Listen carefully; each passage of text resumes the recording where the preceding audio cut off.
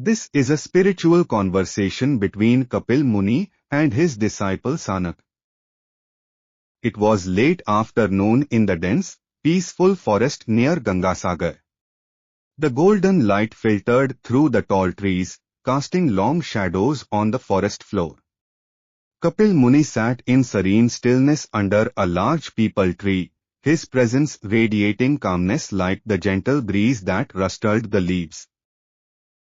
His disciple Saanaka approached quietly, a hesitant look on his face. He bowed deeply and took his place at the sage's side. Gurudev, Saanaka said, breaking the silence, "Today I want to ask a question that troubles me deeply. We speak often of detachment and liberation from bondage. But what of our family? Our mothers, fathers, siblings, even our spouses and children, are they not our bonds too? Must we renounce even them to be free?" Kapil Muni opened his eyes slowly and looked at Saanaka with great compassion. "A good question," he said gently. "One that arises in the hearts of all sincere seekers. Let me ask you first, Saanaka, what do you mean by bondage?" "That which binds me, Gurudev," replied Saanaka.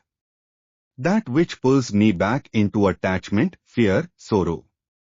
I see that often, my love for my family becomes a source of suffering.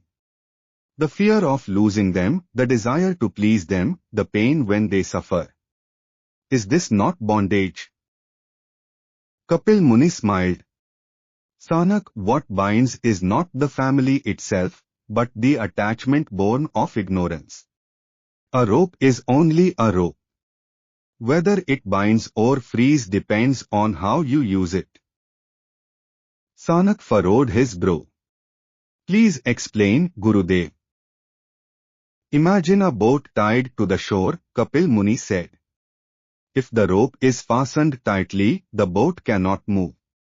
But if the same rope is used with awareness, it helps guide the boat safely across the river. Likewise, relationships, when seen through wisdom, are not bondage, but tools for liberation." Saanaka looked uncertain. "But how do we know when we are attached?" "Attachment brings fear, possessiveness, and identity. Love brings compassion, service, and freedom. When you say, 'They are mine,' you suffer. But when you say, 'They too are children of the divine, walking their path,' then you serve with a pure heart, without clinging." The sage picked up a flower from the ground and held it up. "This flower is beautiful. You may enjoy its fragrance. But if you try to clutch it forever, it will wither. Real love is not possession, it is presence without demand."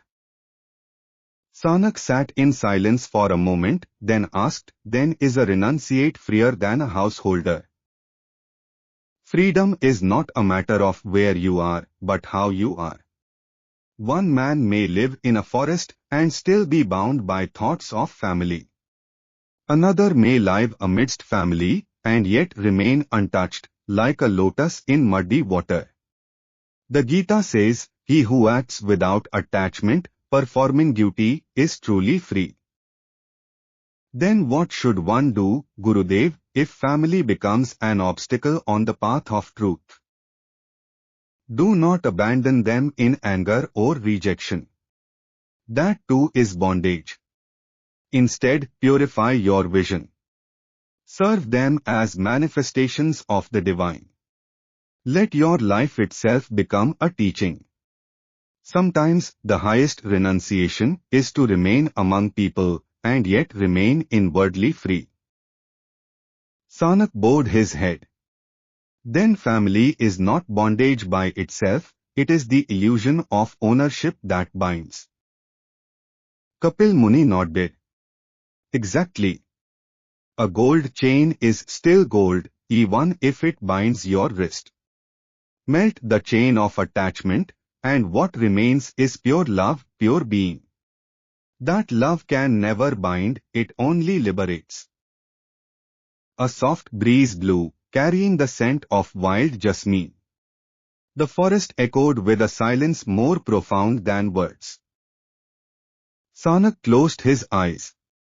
His heart felt lighter, freer. Moral of the story: family itself is not bondage, attachment is. True love is without fear, demand, or ownership. Detachment does not mean indifference, it means freedom from clinging. Real renunciation is inner, it lies in how we relate, not what we renounce. Even a householder can attain moksha if they live with awareness and love without attachment. Om Namah Shivaya.